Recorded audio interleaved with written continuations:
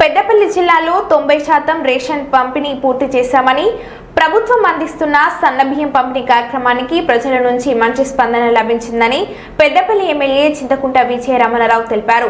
గురువారం స్థానిక ఎమ్మెల్యే పెద్దపల్లి మండలంలోని పెద్ద కల్వాల గ్రామంలో తెల్ల రేషన్ కార్డు లబ్ధిదారులు రాజేశ్వరి రవి నివాసంలో ప్రభుత్వం ఇటీవలే పంపిణీ చేసిన సన్నబియ్యంతో జిల్లా కలెక్టర్ కోయ శ్రీహర్ష, అదనపు కలెక్టర్ వేణుతో కలిసి భోజనం చేశారు. ఎమ్మెల్యే మాట్లాడారు.